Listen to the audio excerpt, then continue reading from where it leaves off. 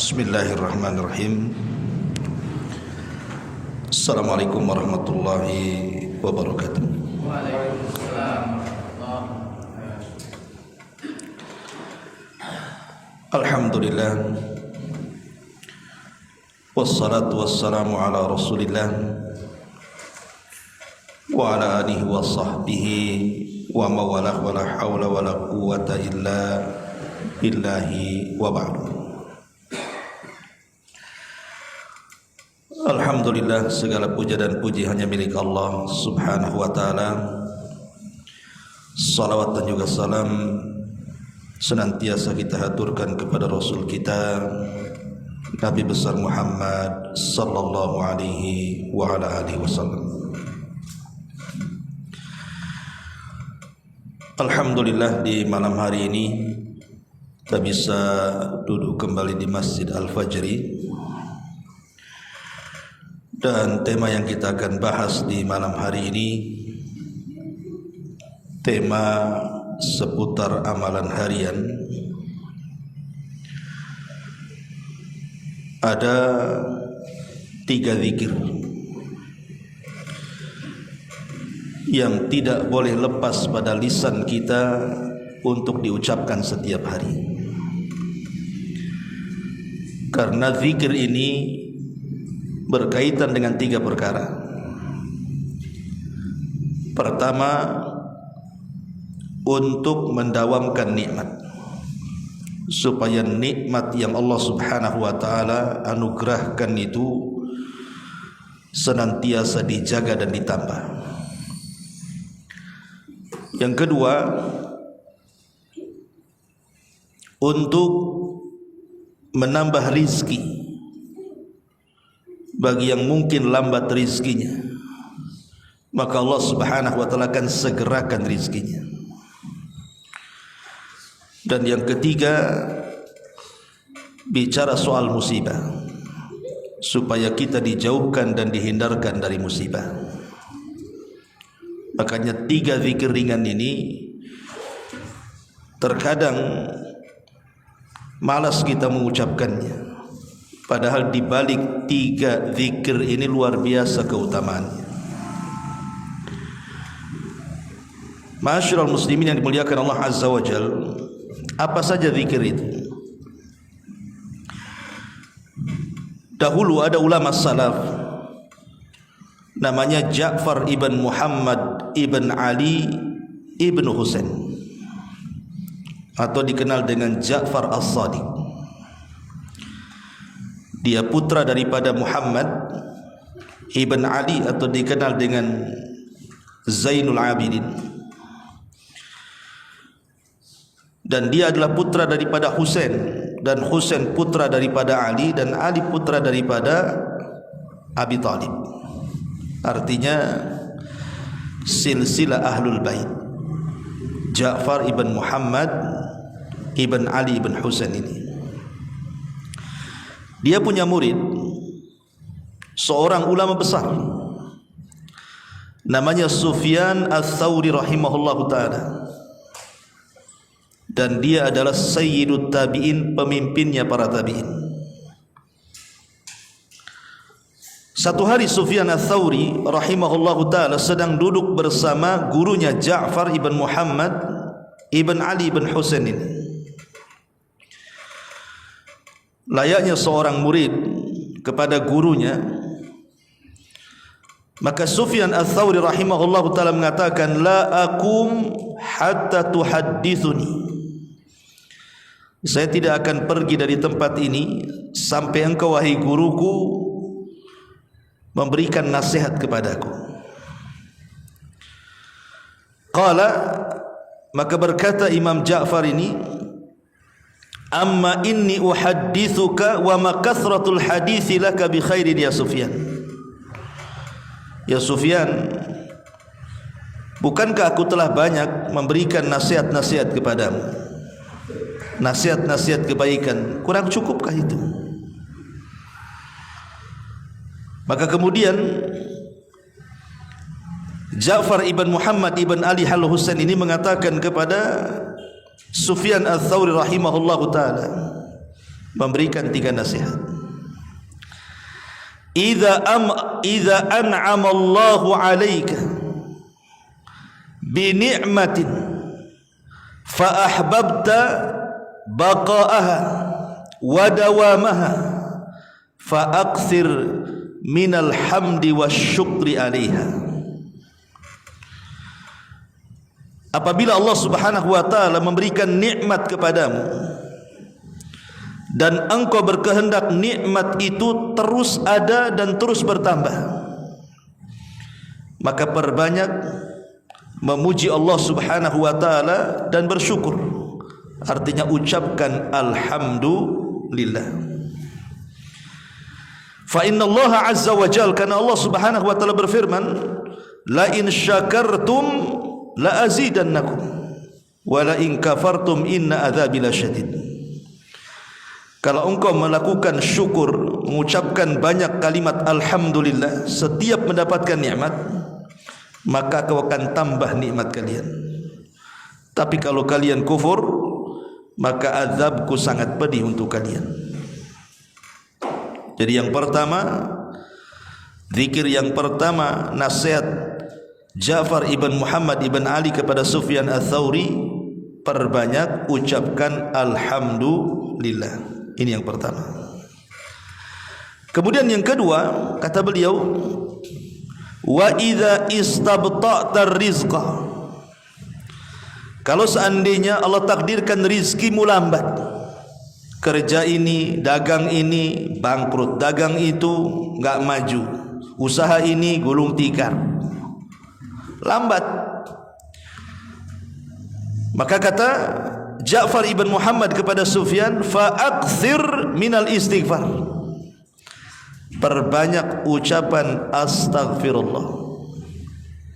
Jadi kalau antum berniaga, berdagang, lisannya itu jangan lepas dari kalimat astaghfirullah, astaghfirullah, sambil jualan begitu. Fa inna Allah azza wa jalla, karena Allah Subhanahu wa taala berfirman di dalam Al-Qur'anul Karim, faqultu astaghfiru rabbakum innahu kana ghaffara yursilis samaa 'alaikum midrara wa yumdidkum bi amwali wa banin wa yaj'al lakum jannatin wa yaj'al lakum anhara. Surah Nuh ayat 10 sampai 12. Kukatakan kepada kalian, perbanyaklah istighfar kepada Rabb kalian, karena Dia zat yang maha pengampun. Dengan sebab istighfar itu Allah akan hujani kalian, dan Allah akan tambah harta dan keturunan kalian, dan Allah jadikan taman-taman yang rindang, dan Allah jadikan sungai-sungai yang bermanfaat untuk kalian. Lihat kata Allah, wa yumdidkum bi amwali wa banin, Allah perbanyak harta kalian kalau memperbanyak istighfar. Berarti zikir yang kedua, perbanyak ucapan astaghfirullah. Ini yang kedua. Kemudian yang ketiga, kata Ja'far ibn Muhammad ibn Ali ibn Husain kepada Sufyan Ats-Tsauri rahimahullahu taala, ya Sufyan, idza hazabaka amrun min sultanin aw ghairihi, apabila engkau tertimpa musibah yang sangat besar. Hazabahu amrun itu maksudnya perkara yang memberatkan bagi kehidupan kita, ditimpa berbagai macam musibah, entah musibah kesehatan, entah musibah ekonomi, entah musibah dizalimi, disakiti, dan begitu seterusnya, baik dari penguasa yang menekan kita atau yang lainnya. Fa'aksir, maka perbanyaklah oleh engkau wahai Sufyan, ucapkan la haula wala quwwata illa billah, tidak ada daya dan kekuatan kecuali milik Allah.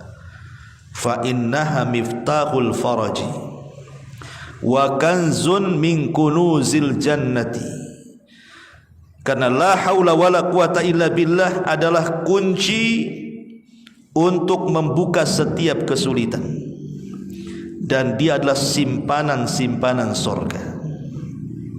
Berarti yang ketiga ucapan la haula wala quwata illa billah. Yang pertama alhamdulillah. Yang kedua astaghfirullah. Yang ketiga la haula wala quwata illa billah. Wa qala, kemudian berkata Imam Sufyan Ats-Tsauri, thalathun wa ayyu thalathin. Alangkah indahnya, alangkah agungnya tiga perkara ini.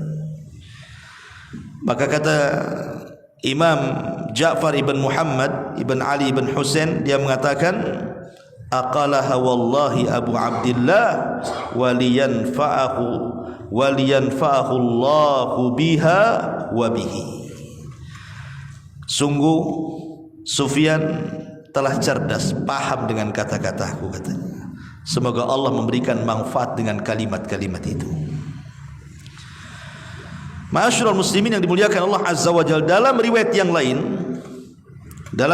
lain nasihat Ja'far ibn Muhammad kepada Sufyan Ats-Tsauri, dia mengatakan idza ja'aka ma tuhib, kalau datang perkara yang perkara itu sangat engkau sukai, datang kabar membahagiakan, datang harta membahagiakan, pokoknya apapun yang datang kepada kita dan itu membahagiakan kita, fa'aksir, perbanyak oleh engkau wahai Sufyan alhamdulillah, ucapkan alhamdulillah.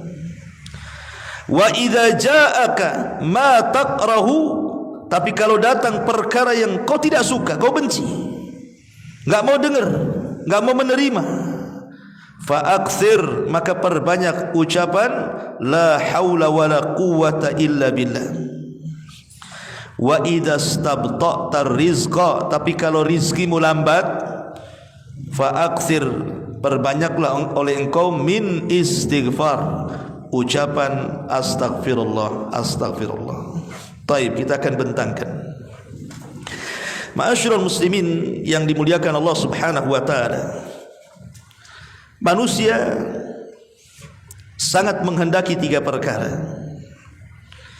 mendapatkan nikmat, dan kalau bisa nikmat itu bertambah, diluaskan rizki, dan kalau bisa diberikan kekayaan yang banyak. Yang ketiga, dihindarkan dari musibah, tidak tersentuh sakit, tidak ada masalah, hidupnya happy. Itulah manusia. Keinginan kita kan cuma tiga di dunia ini. Apa keinginan antum itu? Kecuali tiga perkara ini yang kita inginkan. Dapat nikmat, ya, nikmat apa saja. Istri nikmat, anak-anak nikmat, pekerjaan nikmat, kesehatan nikmat, bisa ke sana kemari nikmat. Nikmat itu banyak. Termasuk nikmat yang paling besar, nikmat Islam, nikmat iman, nikmat redha dengan pemberian Allah Azza wa Jalla, nikmat taubat, dan begitu seterusnya. Nikmat itu luas. Karena Allah Subhanahu wa taala mengatakan wa in ta'uddu nikmatallahi la tuhsuha. Kalau engkau hendak menghitung nikmat Allah, enggak mungkin kehitung. Saking banyaknya nikmat Allah itu. Dan manusia itu paling suka mendapatkan nikmat dan tidak suka mendapatkan adab. Manusia itu paling suka mendapatkan nikmat kan. Antum dipuji, senang. Antum dicela, tidak mau. Ya. Antum untung dalam jualan, senang. Antum buntung dalam jualan, tak mau. Memang tabiat manusia itu ingin mendapatkan nikmat. Dan kalau bisa nikmat itu tetap dan bertambah. Yang kedua, manusia itu ingin diluaskan rezekinya. Kalau bisa usaha apa saja untung. Buka ini untung, buka itu untung. Ini buka ini buntung, buka itu buntung lagi kan. Saya buntang-buntung saja kan. Tak maulah manusia itu. Dan manusia tidak mau terkena musibah. Manusia itu tidak mau. Makanya kenapa kemudian orang baru menghargai kesehatan itu setelah dia sakit. Saya punya kawan satu orang. Dulu di masa mudanya dia tidak peduli dengan kesehatan. Makan sembarang, kesana kemari menghabiskan uang poya-poya dan begitu seterusnya. Akhirnya sudah tua, umurnya sudah 60 sekarang. Penyakit banyak sekali, komplikasi di mana-mana. Bahkan setiap hari dia harus konsumsi obat. Kalau dia tidak mengonsumsi obat langsung pingsan. Baru dia terfikir, nasihati saya dan yang lainnya. Jaga kesehatan Ustaz gitu. Jaga kesehatan Ustaz. Kalau saya tahu setua ini seperti ini, tentu dulu akan saya jaga kesehatan. Orang itu baru tahu nikmat sehat setelah dia sakit. Jadi orang itu kan tidak mau ditimpa musibah itu. Mana ada orang mau kena musibah? Enggak mau. Orang itu ingin mendapatkan nikmat, diluaskan rezekinya, dia jauhkan dari musibah kan. Lah di sini ada solusi.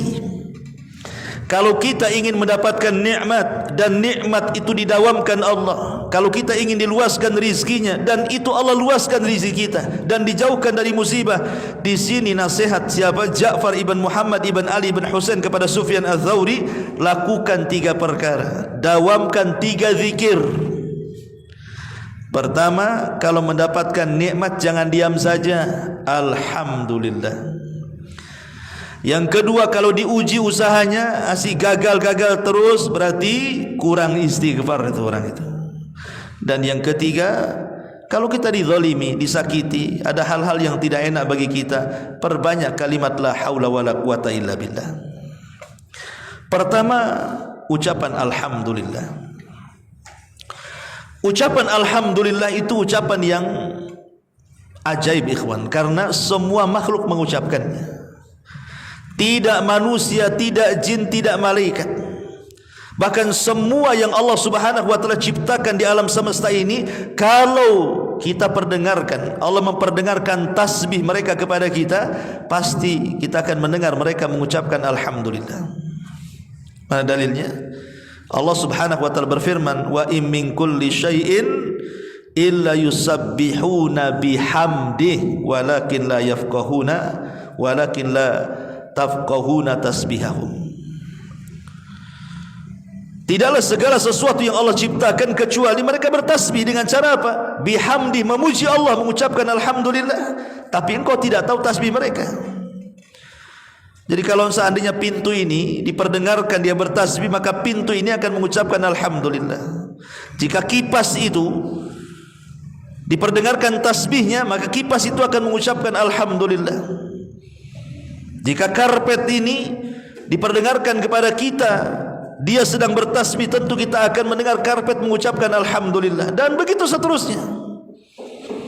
Jika antum mendengar suara ayam yang sedang bertasbih, tentu ayam itu akan mengucapkan alhamdulillah. Dan begitu seterusnya. Jadi alhamdulillah itu ucapan yang semua makhluk mengucapkannya, karena di dalamnya adalah pujian dan pengagungan kepada Allah Subhanahu wa taala. Dan ucapan alhamdulillah itu masuk kepada semua orang. Orang sehat mengucapkan alhamdulillah, orang sakit mengucapkan alhamdulillah, orang kaya mengucapkan alhamdulillah, orang miskin mengucapkan alhamdulillah. Coba saja antum tanya, datang kepada orang kaya, "Cemana kondisinya?" "Alhamdulillah, bisnis lancar Ustaz." Ya kan? Datang kepada orang miskin, "Cemana kondisinya akhi?" "Alhamdulillah, masih bisa makan." Tetangga tak bisa makan. Datang kepada orang yang sehat, "Cemana kondisinya?" "Alhamdulillah bi khairin." Sehat, olahraga, alhamdulillah.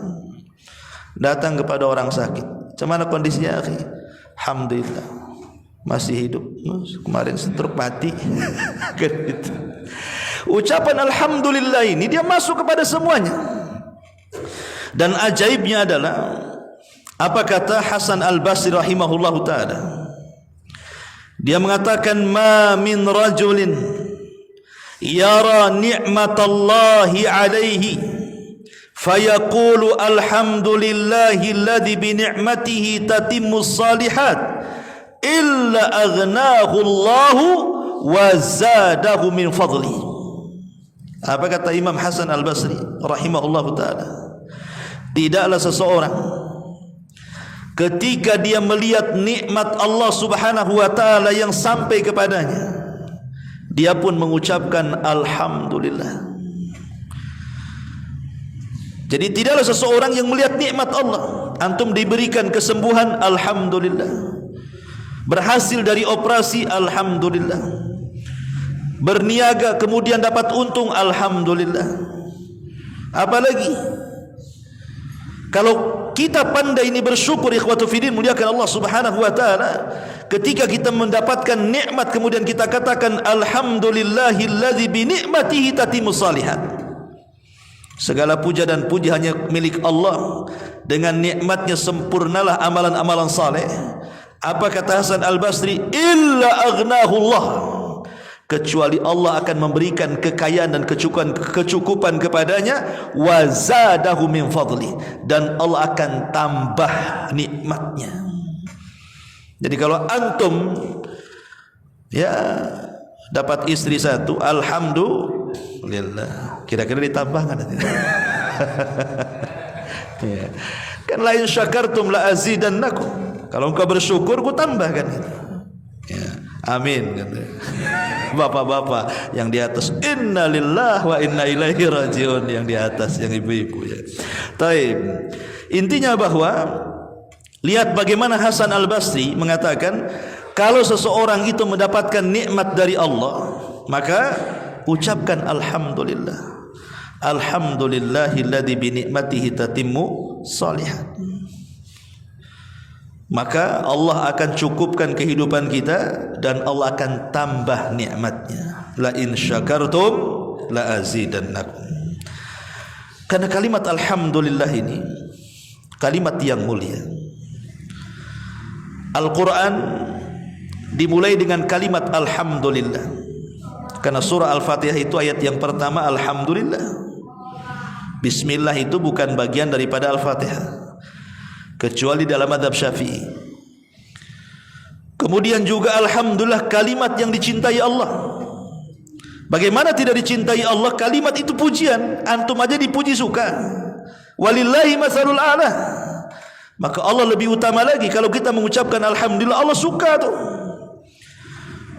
Bahkan kalimat alhamdulillah dianjurkan dibaca pada banyak tempat. Apabila antum melihat ada orang yang kecelakaan, mungkin akalnya kurang, gila lah dia. Ketika antum melihat orang gila, antum katakan apa? Alhamdulillah, bahwa aku tidak gila seperti dia. Ya. Ketika ada orang kecelakaan, brak gitu depan antum, mati satunya pula cacat permanen, kita katakan alhamdulillah. Jangan kedengaran orang yang kecelakaan marah dia. Apa pula aku kecelakaan? Kau bilang alhamdulillah. Maksudnya alhamdulillah aku tidak kecelakaan seperti dia. Allah masih menjaga aku. Ya.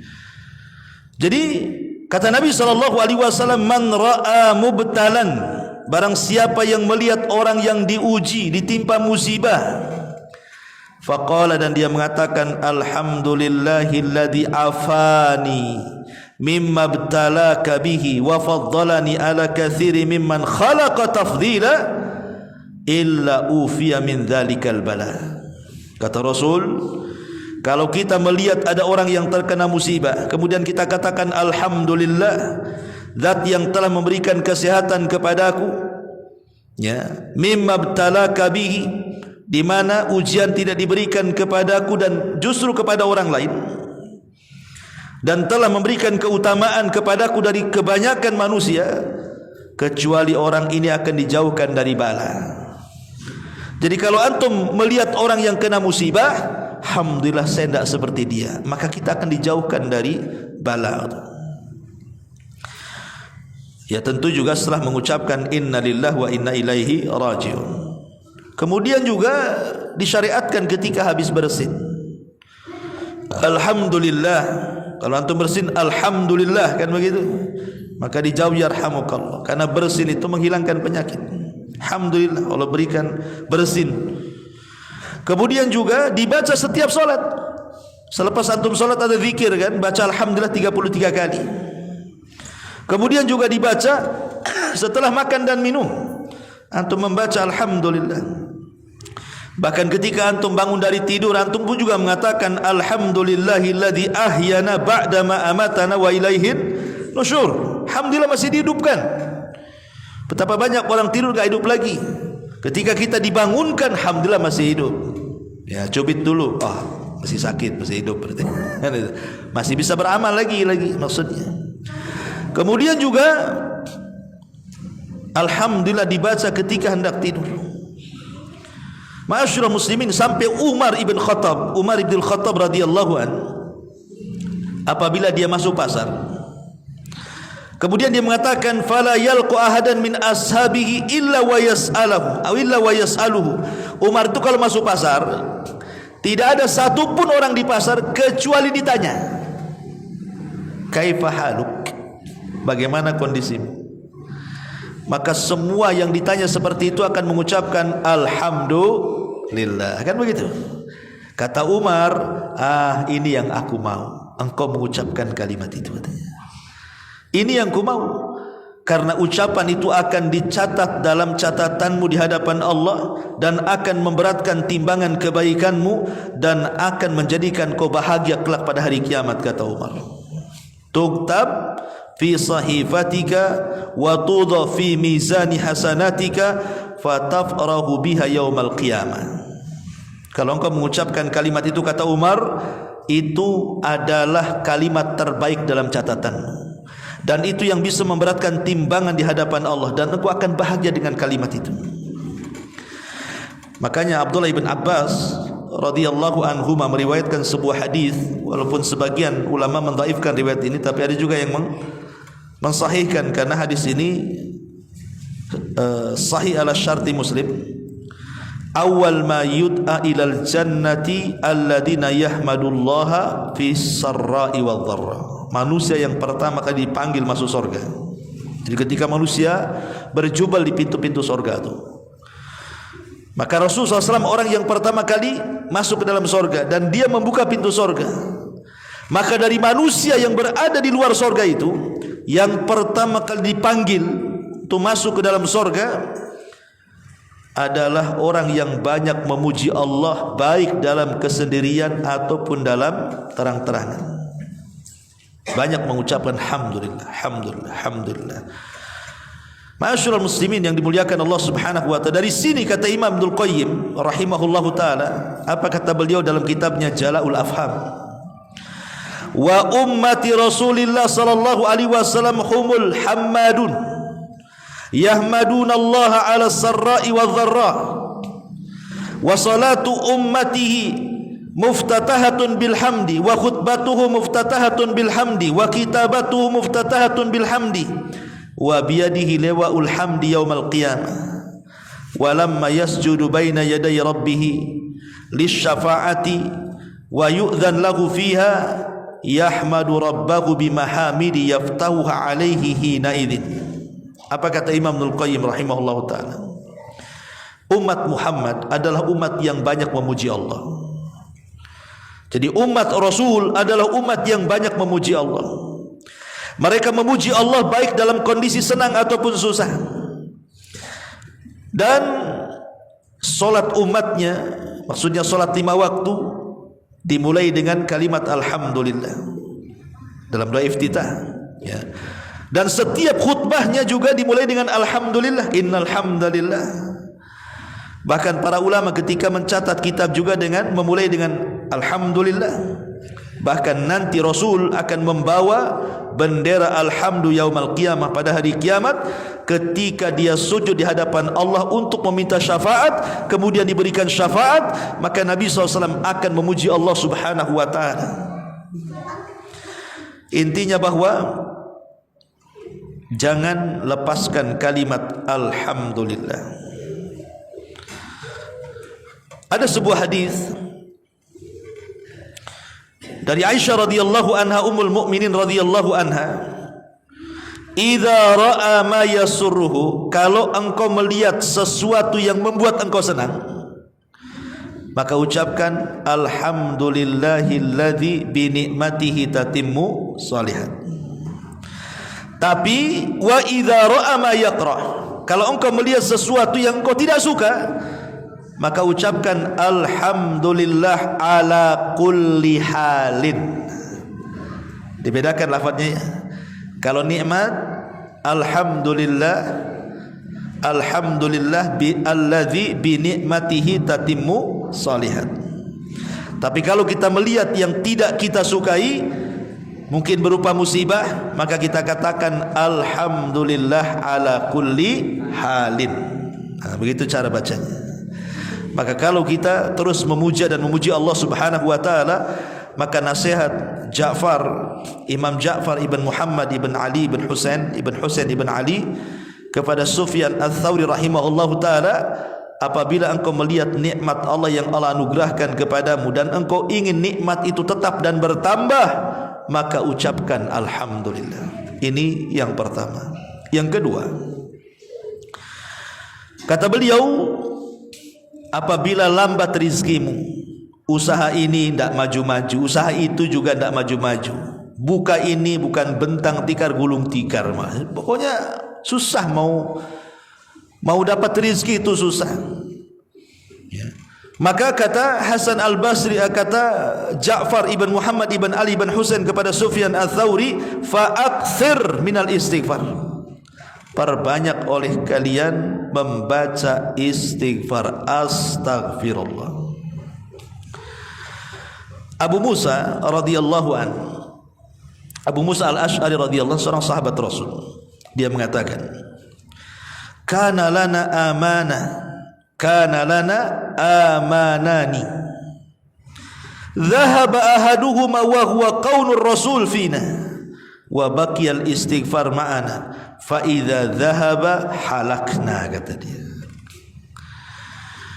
Ketika beliau Abu Musa Al-Asy'ari radhiyallahu an memberikan catatan kepada surah Al-Anfal ayat 33, apa bunyinya? Wa ma kana Allahu liyu'adzibahum wa anta fihim wa ma kana Allahu mu'adzibahum wa hum yastaghfirun. Allah tidak mungkin mengazab mereka selama engkau wahai Muhammad hidup di tengah-tengah mereka, dan Allah tidak akan mengazab mereka selama mereka masih beristighfar kepada Allah Azza wa Jalla. Jadi Allah tidak mengazab sebuah kaum kalau Nabi hidup di situ, dan Allah tidak mengazab sebuah kaum kalau kaum itu rajin beristighfar. Apa kata Abu Musa Al-Asy'ari radhiyallahu, dia mengatakan, kami memiliki dua keamanan. Yang pertama keberadaan Nabi, dan yang kedua tetapnya istighfar. Apabila dua-duanya hilang, hancurlah kami. Sekarang keamanan itu tinggal satu, karena kita tidak hidup di zaman Nabi. Kalau kita hidup di zaman Nabi, kita akan mendapatkan keamanan karena Nabi hidup di tengah-tengah kita. Tapi Nabi sudah meninggal, berarti hilanglah keamanan yang pertama. Berarti tinggal keamanan yang kedua. Apa itu? Istighfar. Selama kita istighfar, maka kita aman. Aman dari azab Allah, aman dari siksa Allah, aman dari musibah, aman dari segala-galanya. Dan keamanan itu nikmat Allah terbesar. Nikmat aman itu nikmat Allah terbesar. Makanya amanah diambil dari kata-kata aman, karena dengan amanah itu terciptalah keamanan. Orang kalau hilang amanah, menjadi khianat. Suami enggak aman sama istrinya, istri kemana pusing dia, enggak aman. Ya. Nanti terbalik juga, suami kemana istri juga tak aman, karena hilang amanah. Ya kan? Orang tua tidak aman dengan anaknya karena hilang amanah. Rakyat tidak merasa aman dengan pemimpinnya karena hilang amanah. Dengan tetangga tidak merasa aman karena tidak amanah. Kan begitu ya? Jadi keamanan itu sesuatu yang menenangkan hati. Makanya amanah diambil dari kata aman, karena kalau tegak amanah pasti aman. Akan merasa aman kalau orang amanah semuanya kan. Ma'asyiral muslimin, rumah antum tinggal, apa-apa enggak ada yang nyuri kok. Semua amanah. Tapi kalau lingkungan itu tidak aman, banyak pencuri Ustaz, kerjasama dengan satpamnya pula, enggak amanah. Pusing kita ini, mau pergi aja pusing kan, padahal sudah digembok, sudah diteralis lagi kan rumahnya itu, tetap juga taburi garam. Jadi ada orang kalau sudah tidak aman tuh seperti itu, was-was hidupnya kan. Lah salah satu mendapatkan keamanan itu adalah dengan cara memperbanyak istighfar.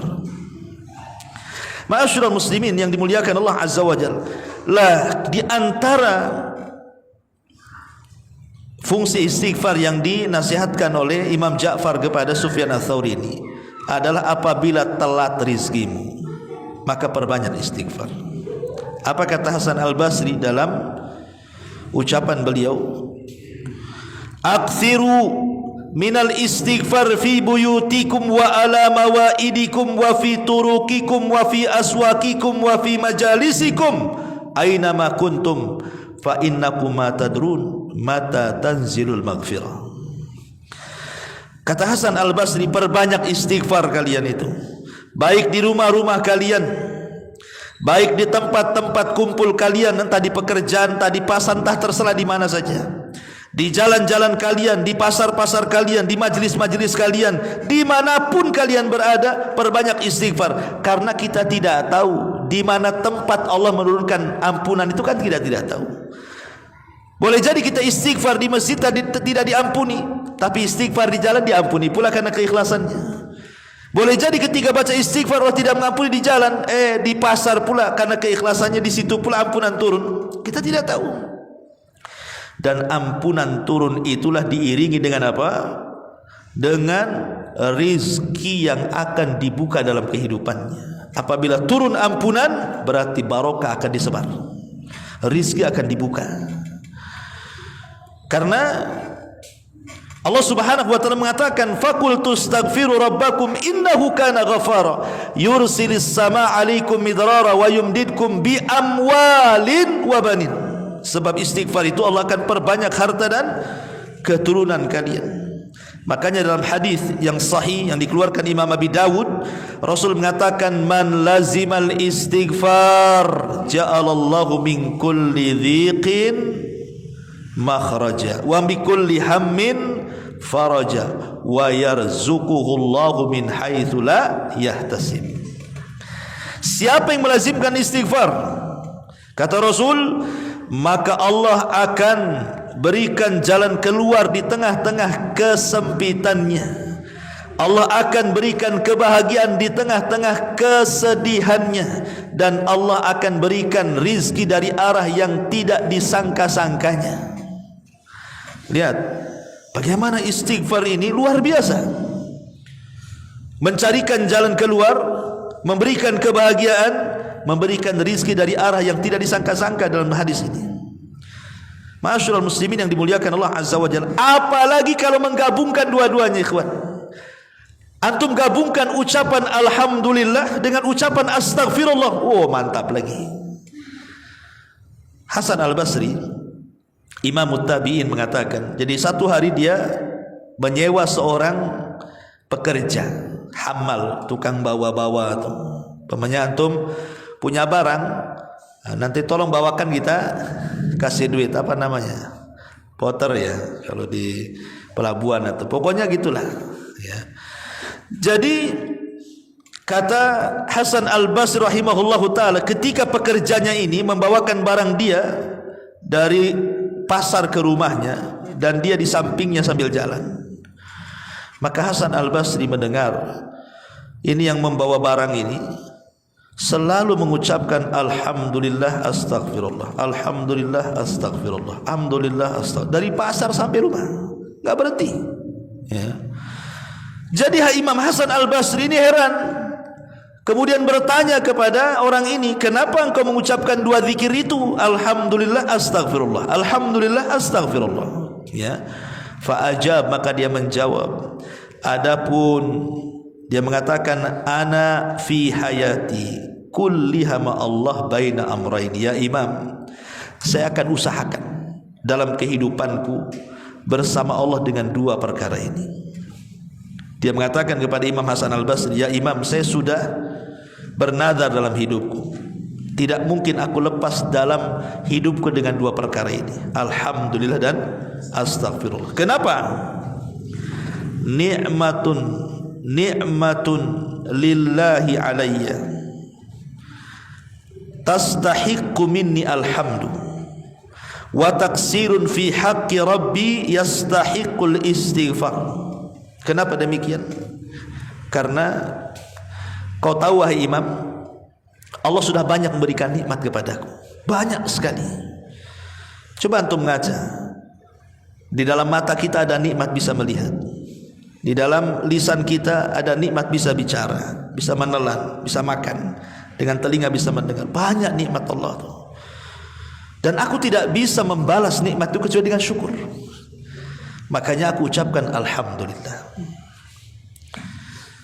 Tetapi dengan banyaknya nikmat yang Allah berikan kepadaku, aku tahu diri, aku ini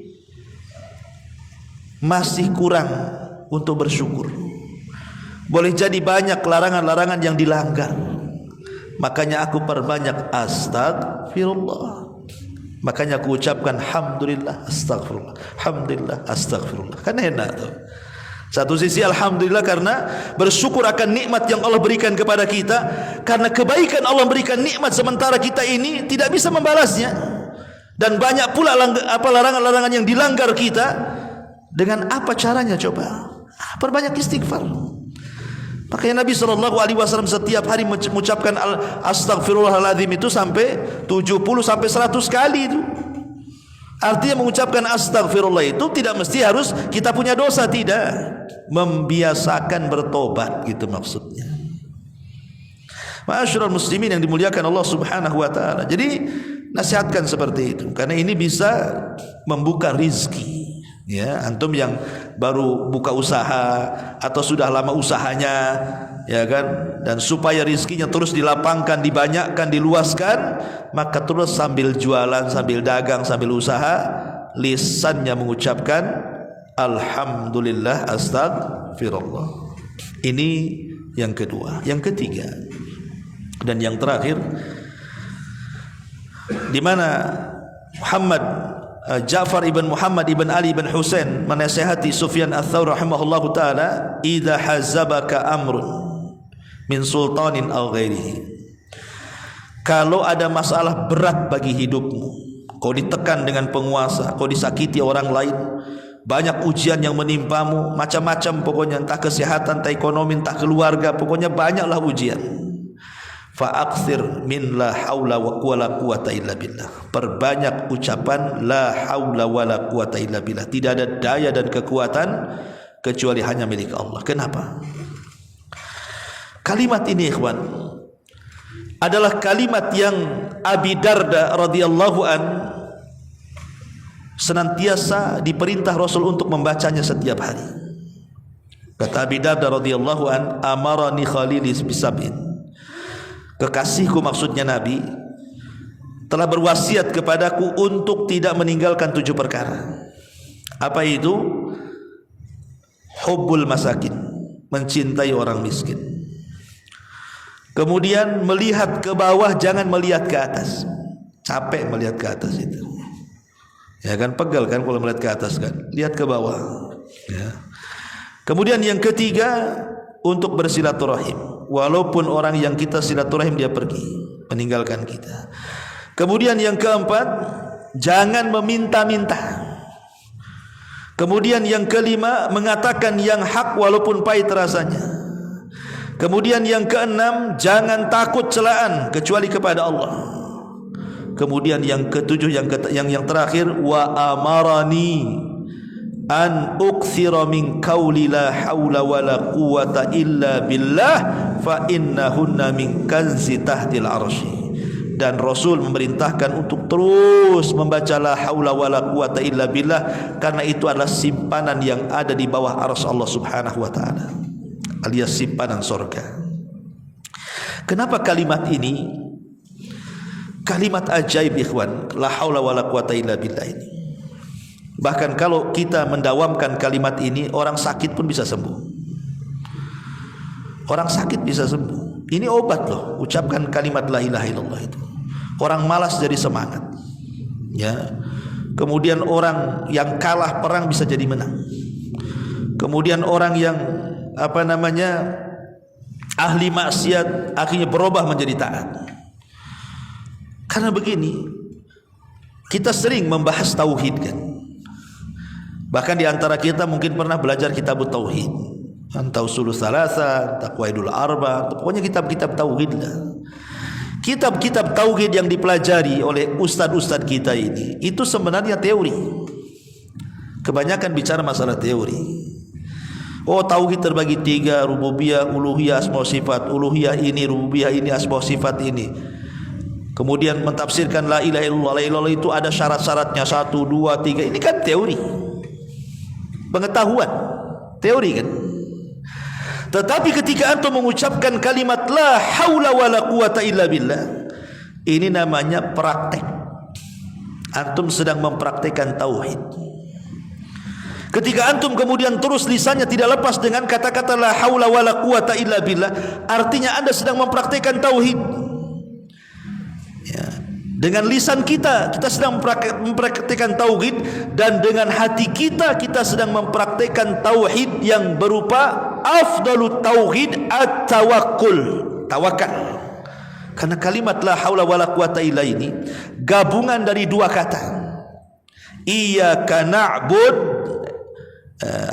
iyyaka nasta'in, iyyaka na'bud, dan juga ucapan Nabi Allah Ibrahim alaihi salatu wasalam, hasbunallahu wa ni'mal wakil. Satu sisi kita menyandarkan ubudiyah kita kepada Allah, bahwa tidak ada daya dan kekuatan kecuali milik Allah, tauhid. Tapi sisi lain kita mengakui bahwa memang tidak ada tempat berlindung, tidak ada tempat pertolongan, tidak ada tempat bersandar kecuali kepada Allah. Siapa lagi? Karena kalimat ini adalah kalimat yang bisa merubah segalanya, dari yang lemah kepada yang kuat, dari yang tadinya sulit untuk melakukan ketaatan karena gemar maksiat akhirnya jadi taat, dari malas ke semangat, dari kalah ke menang, dari macam-macam, karena tidak ada daya dan kekuatan kecuali milik Allah Subhanahu wa taala. Makanya ada seorang syekh bercerita, ikhwan, ada seorang syekh bercerita di Riyadh. Jadi ada seorang tujar di Riyadh itu, seorang pedagang, dulunya sukses, ya, pedagang sukses.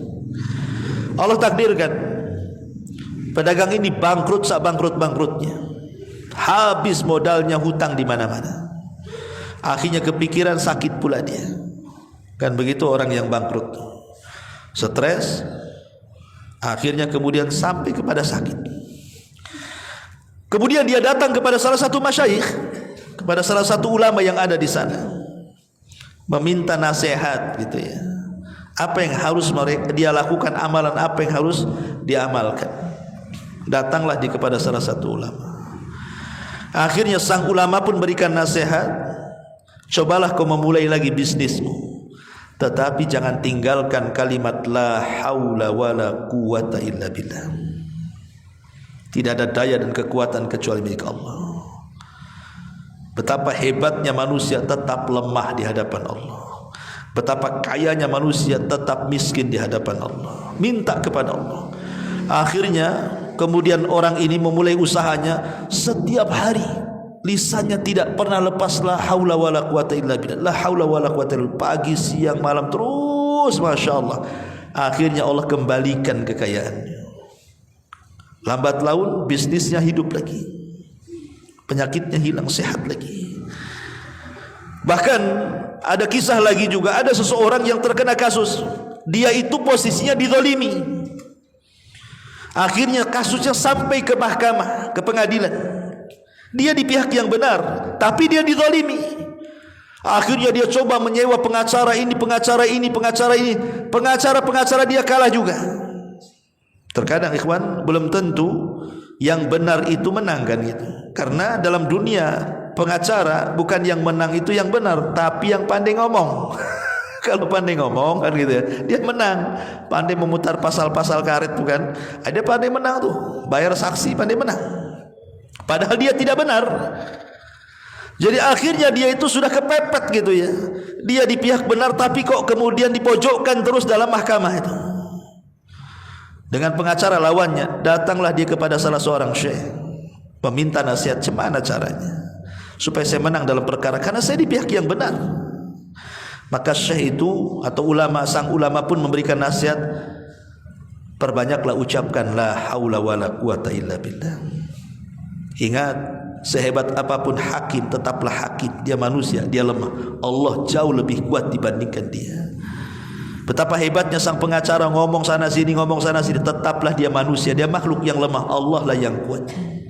Perbanyak kalimat la haula wala quwata illa billah. Akhirnya dia terus membaca sampai setiap persidangan, akhirnya datang keajaiban. Allah singkap siapa yang benar, siapa yang salah. Kekuatan siapa yang menyingkap itu kalau bukan kekuatan Allah? Itulah la haula wala quwata illa billah. Makanya kalimat ini dianjurkan dibaca di banyak tempat karena saking agungnya. Seperti kalau antum keluar dari rumah, antum membaca bismillahi tawakkaltu 'ala Allah la haula wala quwata illa billah. Kalau antum baca seperti itu, kata Rasul, hudita wa kufita wa wukita fatatanaha lahu syayatin, katanya. Engkau akan dicukupi rizkinya hari itu. Engkau akan diberikan hidayah. Engkau akan dijaga. Setan enggak akan menyentuhmu. Ya. Ya. Kemudian juga dibaca ketika bangun dari malam hari. Sebagaimana hadis Nabi sallallahu alaihi wasallam, beliau mengajarkan doa la ilaha illallah wahdahu la syarikalah, lahul mulku wa lahul hamdu wa huwa ala kulli syai'in qadir, alhamdulillah wa subhanallah wa la ilaha illallah wallahu akbar wa la haula wa la quwata illa billah. Maka siapa yang membaca doa ini maka akan diampuni dosa-dosanya, kata Rasul. Terkadang juga dibaca ketika menghadapi lawan. Ya, tadi antum kalau melawan di persidangan, ya kan, antum ini ada kasus, ini hari ini sidang nih, nanti jam 1 sidang. Dari malam tuh antum bacakan la haula wala quwata illa billah terus sampai ke persidangan. Ya, tidak ada daya kekuatan Allah yang berkuasa, bukan hakim, bukan pengacara, bukan saksi. Allah yang berkuasa. Boleh jadi sebab itu Allah bolak-balikan tuh hati si hakim itu. Yang tadi sudah disogok dibalikan sogokannya, bisa saja. Atau kepleset ngomong, kan nggak tahu, ya kan? Itu bisa kita gunakan untuk itu. Makanya yang semakna dengan kalimat ini adalah hasbunallahu wa ni'mal wakil, itu kan sama dengan la haula wala quwata illa billah. Dan itu yang diucapkan Nabi Ibrahim ketika dilempar kepada api, kan Allah selamatkan. Bahkan ketika mendengar azan hayya 'alas shalah hayya 'alal falah, kita juga mengucapkan la haula wala quwata illa billah. Bahkan ketika indal qurbat, antum ditimpa banyak masalah, banyak kesulitan, ya, tidak bisa keluar dari kesulitan itu, rasanya kiamat. Jangan diam saja, jangan mengeluh kepada manusia, apalagi mengeluh kepada Facebook dan juga TikTok, kan gitu. Keluhkan kepada Allah, perbanyak ucapan la haula wala quwata illa billah, karena dia adalah simpanan surga. La haula wala quwata itu simpanan surga. Bayangkan malaikat pemikul arsy. Siapa duluan? Yang diciptakan arsy atau malaikat pemikul arsy dulu? Allah ciptakan arsy. Arsy itu makhluk Allah yang paling besar. Setelah Allah ciptakan arsy, Allah ciptakan yang memikulnya malaikat. Setelah malaikat diciptakan, malaikat tengok arsy, mak besar kali, cemana saya ngiping-ngikul, katanya. Tak mungkin ya Rabb, arsy sebesar ini kami pikul. Dan Allah ciptakan berapa? 8 malaikat pemikul arsy, kan? Dalam Quran disebutkan thamaniyah, 8. Semua 8 malaikat nyerah. Tak bisa ya Rabb, arsy ini terlampau besar, kami tidak kuat. Maka Allah mengatakan, katakan oleh kalian la haula wala quwata illa billah. Maka ketika 8 malaikat pembawa arsy ini mengucapkan kalimat la haula wala quwata illa billah, tiba-tiba datang kekuatan.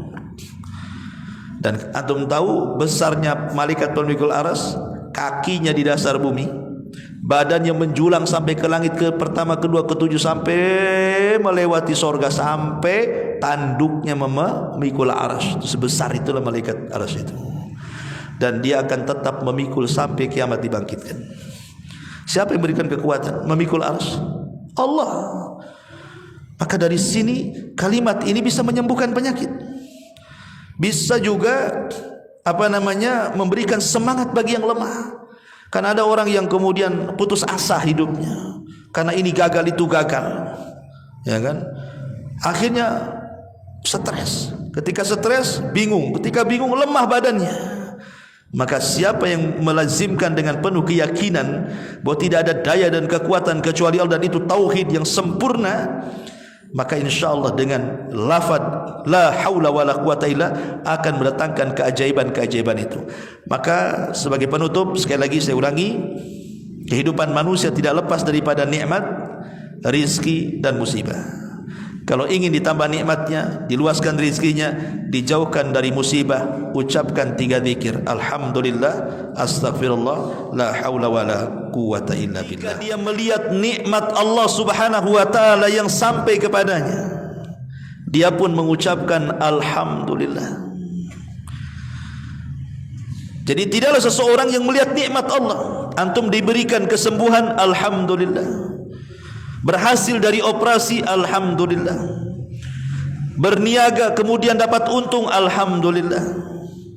Apalagi kalau kita pandai ini bersyukur, ikhwatu fiddin, muliakan Allah Subhanahu wa taala, ketika kita mendapatkan nikmat kemudian kita katakan alhamdulillahilladzi bi ni'matihi tatimmus shalihat. Segala puja dan puji hanya milik Allah, dengan nikmatnya sempurnalah amalan-amalan saleh.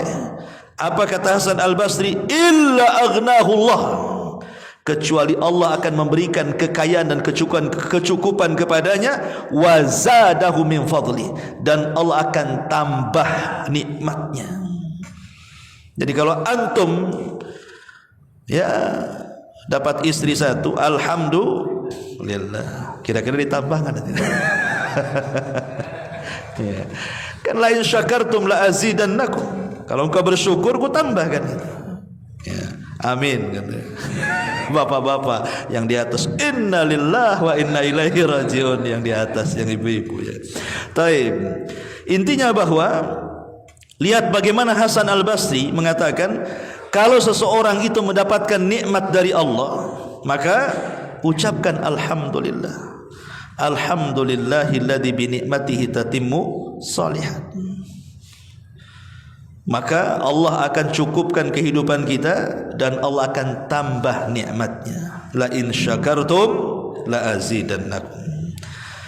Karena kalimat alhamdulillah ini kalimat yang mulia. Al-Quran dimulai dengan kalimat alhamdulillah. Karena surah Al-Fatihah itu ayat yang pertama alhamdulillah.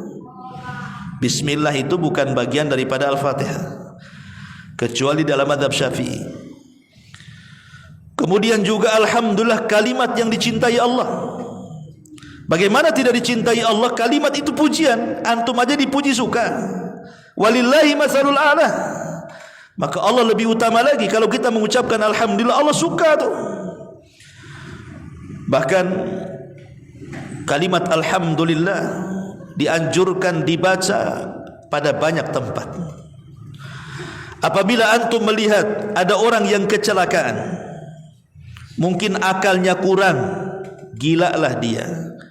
Ketika antum melihat orang gila, antum katakan apa? Alhamdulillah, bahwa aku tidak gila seperti dia. Ya. Ketika ada orang kecelakaan, brak gitu depan antum, mati satunya pula cacat permanen, kita katakan alhamdulillah. Jangan kedengaran orang yang kecelakaan marah dia. Apa pula aku kecelakaan, kau bilang alhamdulillah. Maksudnya alhamdulillah aku tidak kecelakaan seperti dia. Allah masih menjaga aku. Ya. Jadi kata Nabi SAW, man ra'a mubtalan, barang siapa yang melihat orang yang diuji, ditimpa musibah, faqala, dan dia mengatakan alhamdulillahilladzi afani mimma btalaka bihi wa faddalani ala katsiri mimman khalaqa tafdila illa ufiya min dzalikal bala. Kata Rasul, kalau kita melihat ada orang yang terkena musibah, kemudian kita katakan alhamdulillah, zat yang telah memberikan kesehatan kepadaku, ya, mimma btalaka bihi, di mana ujian tidak diberikan kepadaku dan justru kepada orang lain, dan telah memberikan keutamaan kepadaku dari kebanyakan manusia, kecuali orang ini akan dijauhkan dari bala. Jadi kalau antum melihat orang yang kena musibah, alhamdulillah saya tidak seperti dia, maka kita akan dijauhkan dari bala. Ya tentu juga setelah mengucapkan inna lillahi wa inna ilaihi rajiun.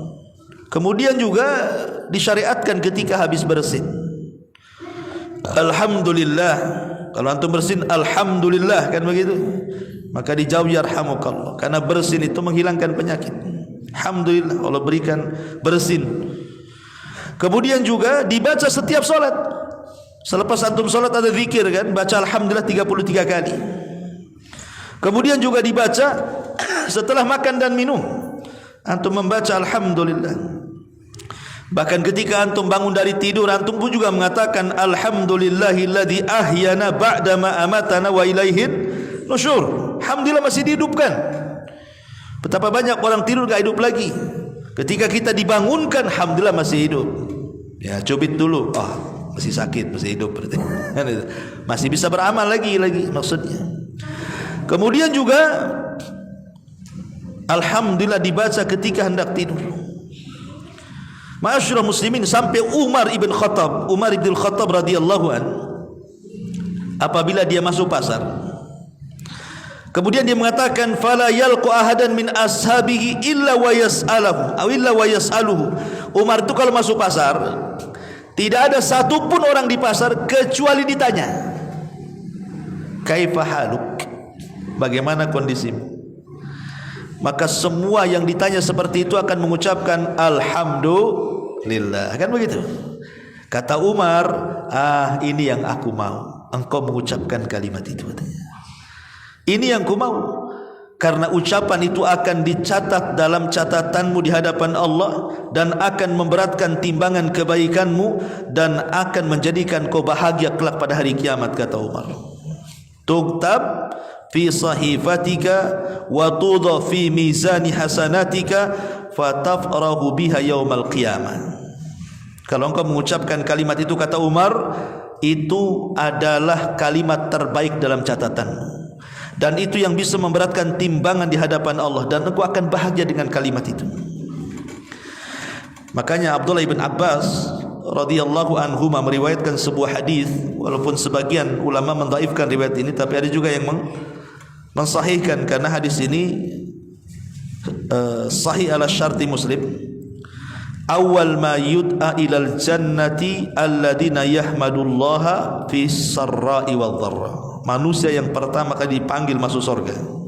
Jadi ketika manusia berjubel di pintu-pintu surga itu, maka Rasulullah SAW orang yang pertama kali masuk ke dalam surga, dan dia membuka pintu surga.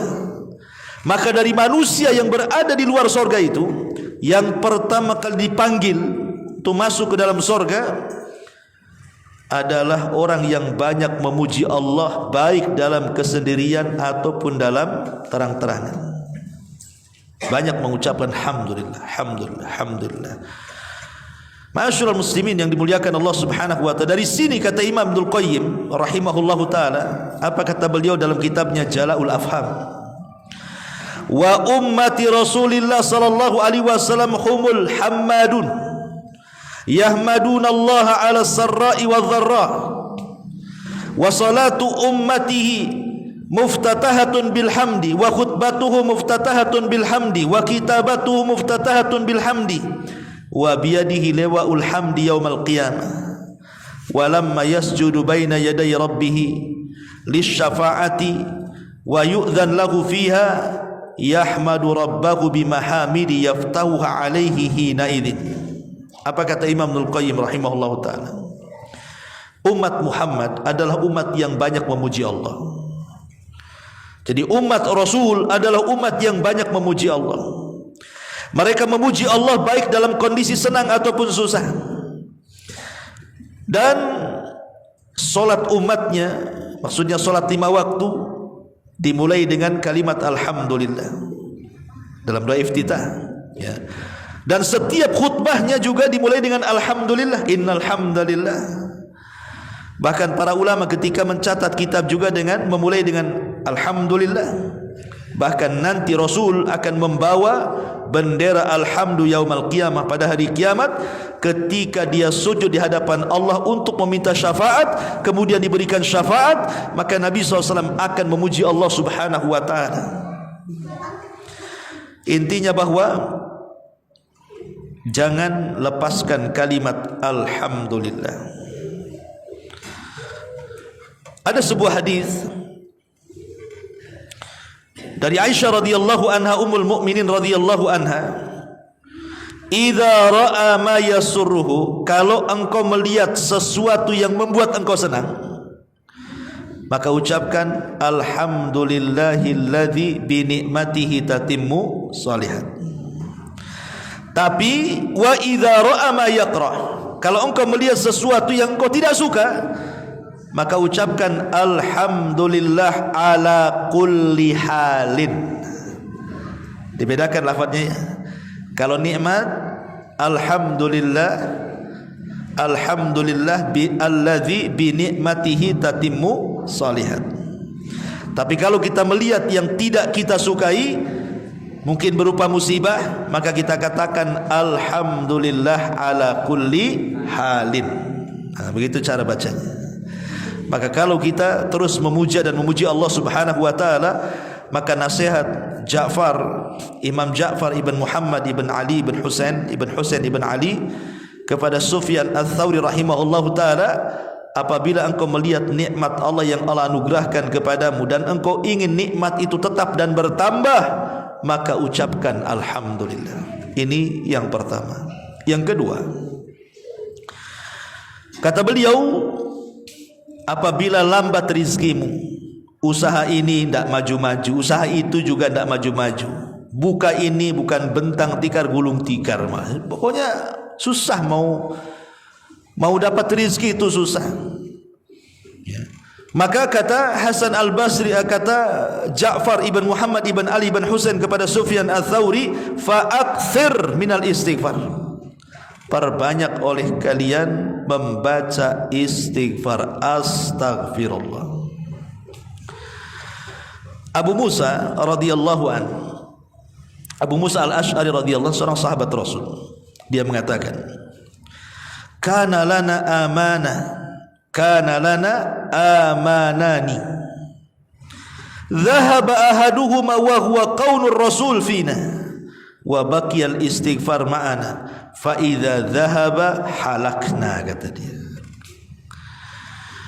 Ketika beliau Abu Musa Al-Asy'ari radhiyallahu an memberikan catatan kepada surah Al-Anfal ayat 33, apa bunyinya?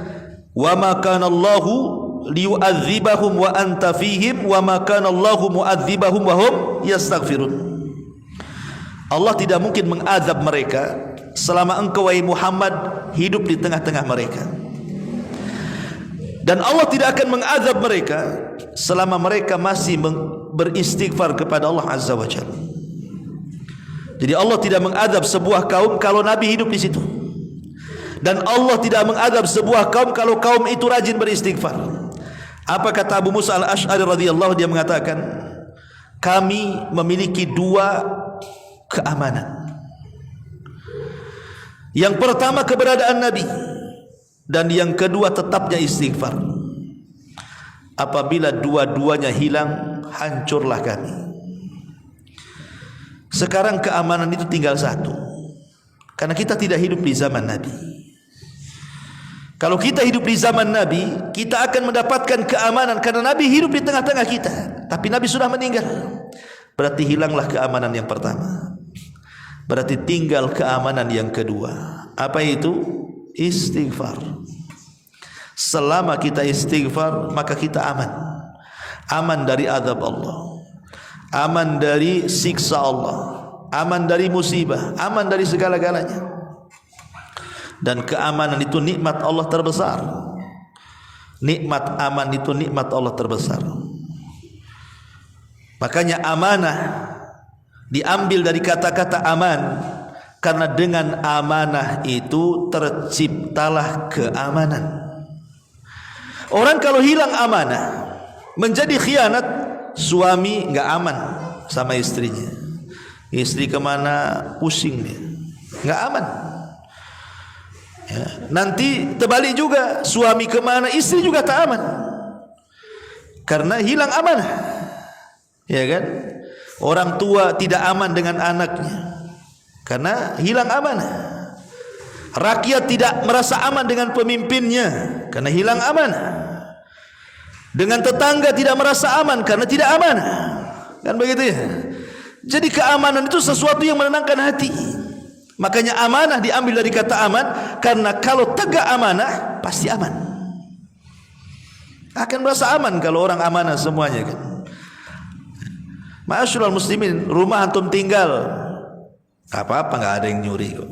Semua amanah. Tapi kalau lingkungan itu tidak aman, banyak pencuri Ustaz. Kerjasama dengan satpamnya pula. Enggak amanah. Pusing kita ini, mau pergi aja pusing kan, padahal sudah digembok, sudah diteralis lagi kan rumahnya itu, tetap juga taburi garam. Jadi ada orang kalau sudah tidak aman tuh seperti itu, was-was hidupnya kan.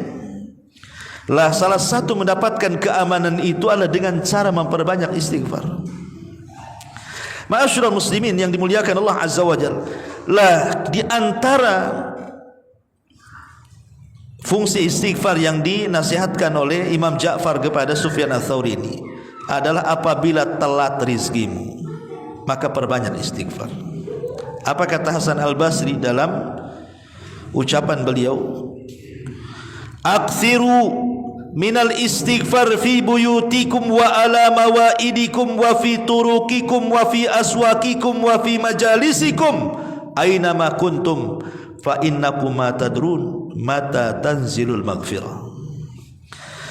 Kata Hasan Al-Basri, perbanyak istighfar kalian itu, baik di rumah-rumah kalian, baik di tempat-tempat kumpul kalian, entah di pekerjaan, entah di pasar, entah terserah di mana saja, di jalan-jalan kalian, di pasar-pasar kalian, di majlis-majlis kalian, dimanapun kalian berada, perbanyak istighfar. Karena kita tidak tahu di mana tempat Allah menurunkan ampunan itu kan kita tidak tahu.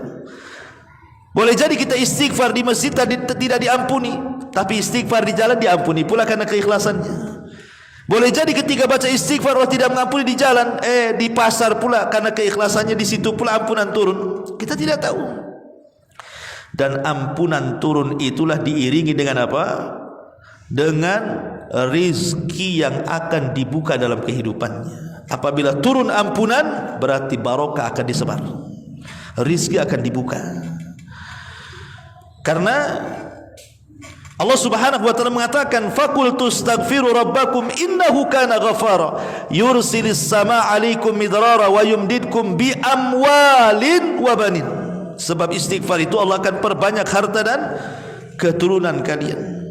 Makanya dalam hadis yang sahih yang dikeluarkan Imam Abi Dawud, Rasul mengatakan, man lazimal istighfar ja'alallahu min kulli dhiqin makhraja wa bi kulli hammin faraja wa yarzuquhu Allahu min haitsu la yahtasib.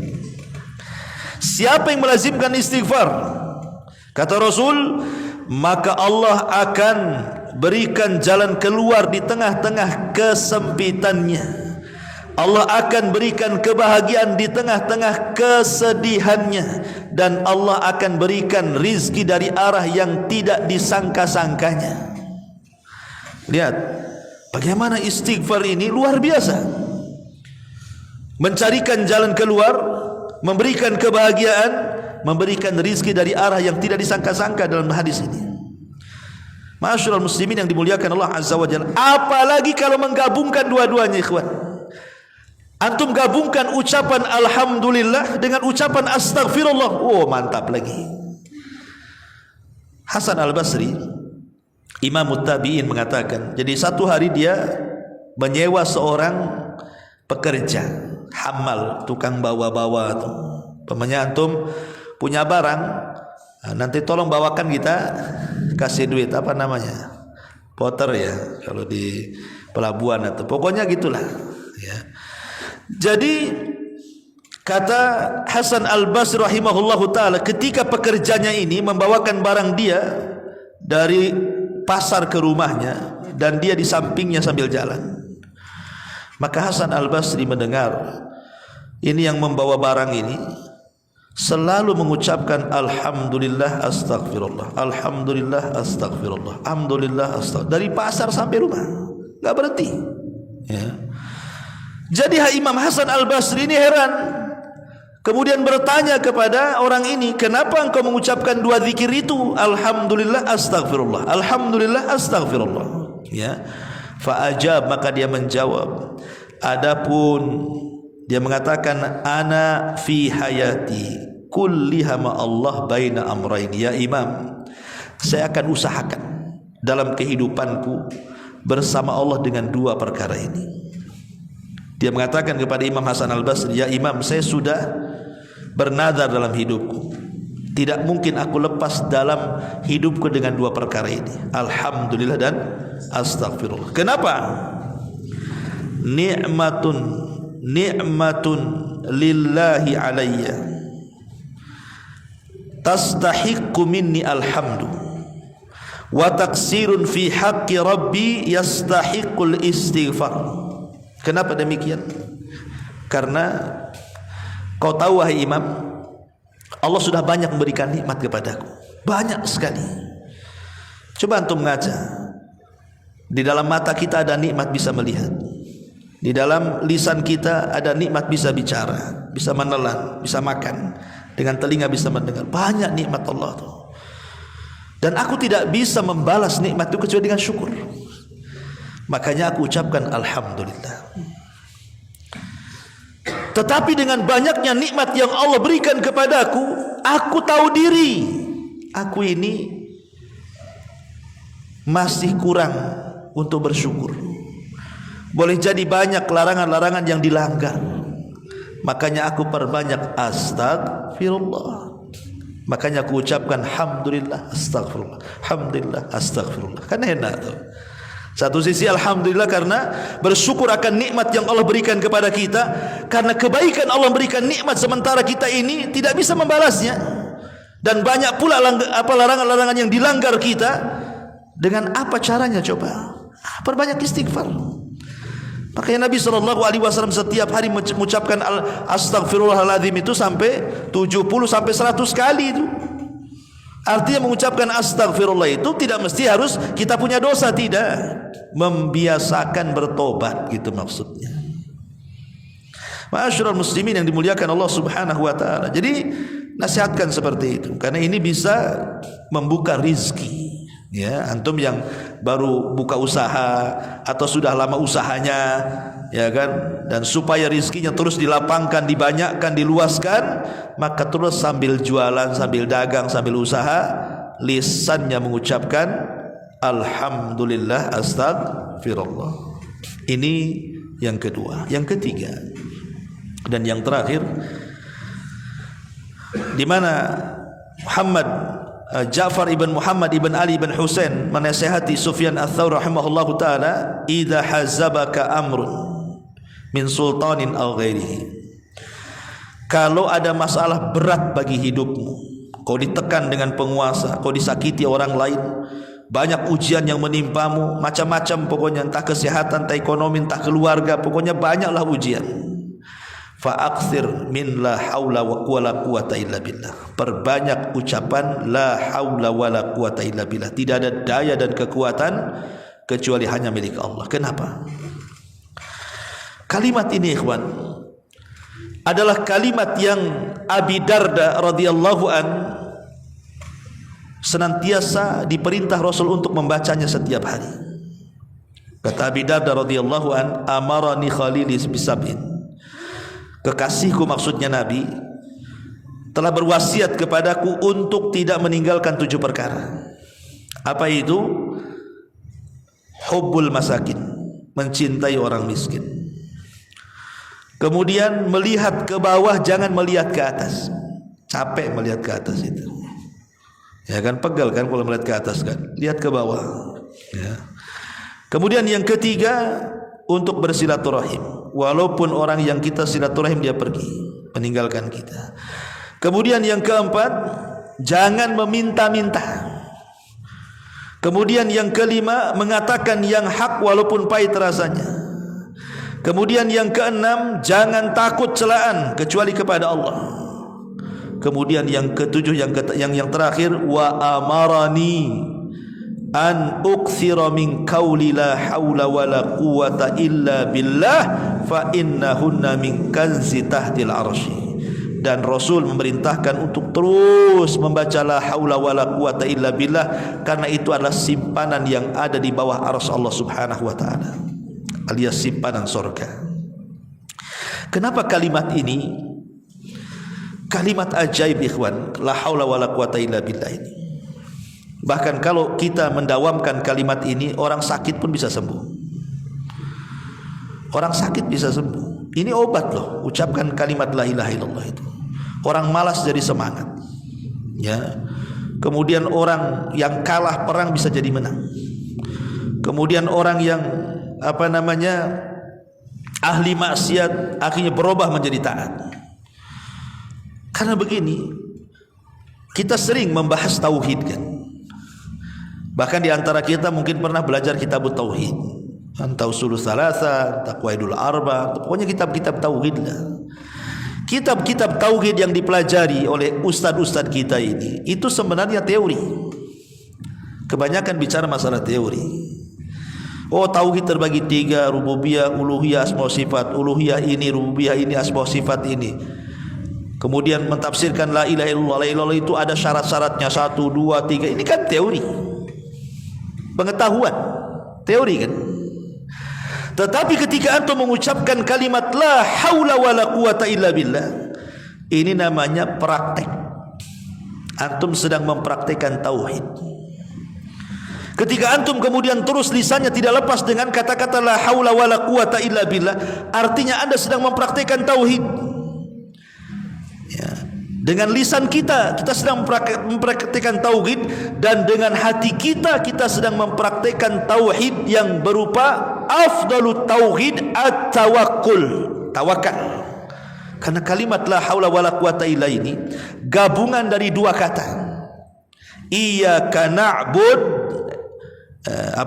iyyaka nasta'in, iyyaka na'bud, dan juga ucapan Nabi Allah Ibrahim alaihi salatu wasalam, hasbunallah wa ni'mal wakil. Satu sisi kita menyandarkan ubudiyah kita kepada Allah, bahwa tidak ada daya dan kekuatan kecuali milik Allah, tauhid. Tapi sisi lain kita mengakui bahwa memang tidak ada tempat berlindung, tidak ada tempat pertolongan, tidak ada tempat bersandar kecuali kepada Allah. Siapa lagi? Karena kalimat ini adalah kalimat yang bisa merubah segalanya, dari yang lemah kepada yang kuat, dari yang tadinya sulit untuk melakukan ketaatan karena gemar maksiat akhirnya jadi taat, dari malas ke semangat, dari kalah ke menang, dari macam-macam, karena tidak ada daya dan kekuatan kecuali milik Allah Subhanahu wa taala. Makanya ada seorang syekh bercerita, ikhwan, ada seorang syekh bercerita di Riyadh. Jadi ada seorang tujar di Riyadh itu, seorang pedagang, dulunya sukses, ya, pedagang sukses. Allah takdirkan pedagang ini bangkrut, bangkrut-bangkrutnya, habis modalnya, hutang di mana-mana.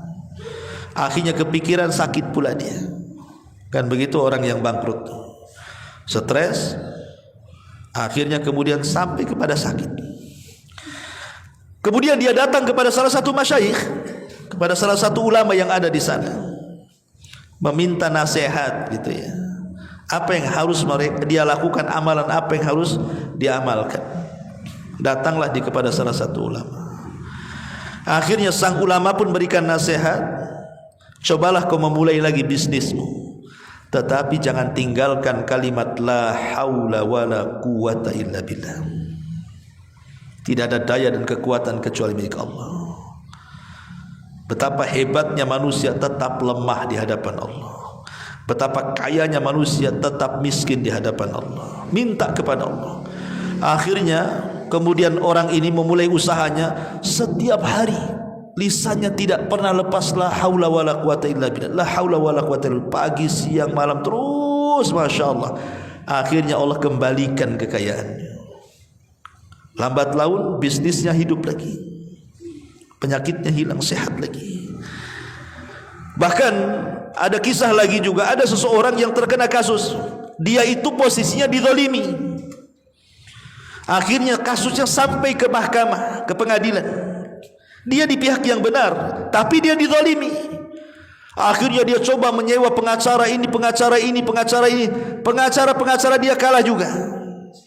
Terkadang ikhwan, belum tentu yang benar itu menang kan gitu. Karena dalam dunia pengacara bukan yang menang itu yang benar, tapi yang pandai ngomong. Kalau pandai ngomong kan gitu ya, dia menang. Pandai memutar pasal-pasal karet tuh kan, ada pandai menang tuh. Bayar saksi pandai menang. Padahal dia tidak benar. Jadi akhirnya dia itu sudah kepepet gitu ya. Dia di pihak benar tapi kok kemudian dipojokkan terus dalam mahkamah itu. Dengan pengacara lawannya, datanglah dia kepada salah seorang syekh, meminta nasihat, gimana caranya supaya saya menang dalam perkara, karena saya di pihak yang benar. Maka syekh itu atau sang ulama pun memberikan nasihat, perbanyaklah ucapkan la haula wala quwata illa billah. Ingat, sehebat apapun hakim, tetaplah hakim. Dia manusia, dia lemah. Allah jauh lebih kuat dibandingkan dia. Betapa hebatnya sang pengacara, ngomong sana sini, tetaplah dia manusia, dia makhluk yang lemah. Allah lah yang kuat. Perbanyak kalimat la haula wala quwata illa billah. Akhirnya dia terus membaca sampai setiap persidangan, akhirnya datang keajaiban. Allah singkap siapa yang benar, siapa yang salah. Kekuatan siapa yang menyingkap itu kalau bukan kekuatan Allah? Itulah la haula wala quwata illa billah. Makanya kalimat ini dianjurkan dibaca di banyak tempat karena saking agungnya. Seperti kalau antum keluar dari rumah, antum membaca bismillahi tawakkaltu 'ala Allah la haula wala quwata illa billah. Kalau antum baca seperti itu, kata Rasul, hudita wa kufita wa wukita fatatanaha lahu syayatin, katanya. Engkau akan dicukupi rizkinya hari itu. Engkau akan diberikan hidayah. Engkau akan dijaga. Setan enggak akan menyentuhmu. Ya. Ya. Kemudian juga dibaca ketika bangun dari malam hari. Sebagaimana hadis Nabi sallallahu alaihi wasallam, beliau mengajarkan doa la ilaha illallah wahdahu la syarikalah lahul mulku wa lahul hamdu wa huwa ala kulli syai'in qadir alhamdulillah wa subhanallah wa la ilaha illallah wallahu akbar wa la haula wa la quwata illa billah. Maka siapa yang membaca doa ini maka akan diampuni dosa-dosanya, kata Rasul. Terkadang juga dibaca ketika menghadapi lawan.